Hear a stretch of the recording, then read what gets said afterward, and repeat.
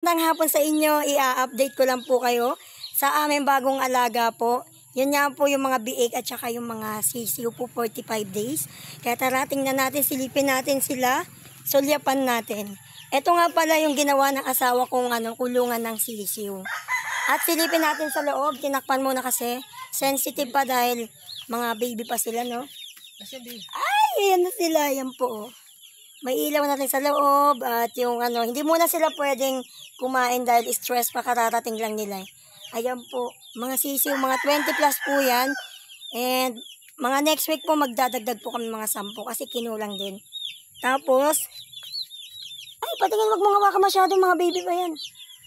Ayan po yung mga, ay sisiw. Bawal pa sila masyadong ma-stress. Ayan, inom-inom lang silang tubig na may asukal. So, pag nagdumi na sila, pwede na silang kumain. Tara, punta tayo dun sa may biik naman.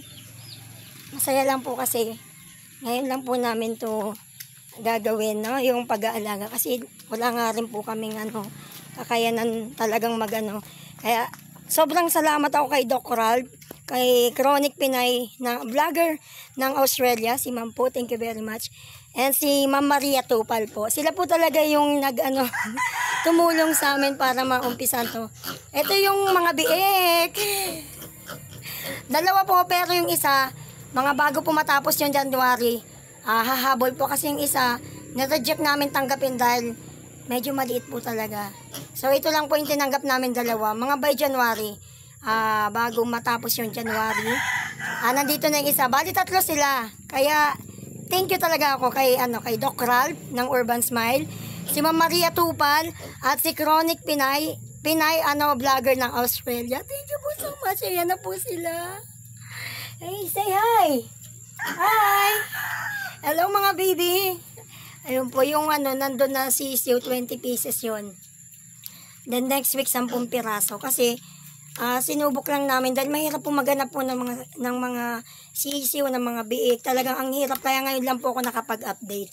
In-online ko pa yon yung sisiw. Ito naman sa kakilala ng bayaw ko.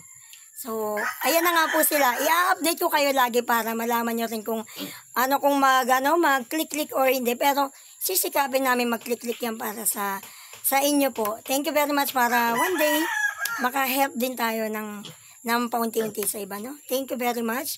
And palalaguin natin yan para maisoli din natin yung parang kapital dyan. Salamat po. Thank you very much. Doc Ralph ng Urban Smile, si Ma'am Maria Tupal, and si Chronic Pinay, vlogger ng Australia. God bless po. Thank you po. Salamat po. Thank you very much.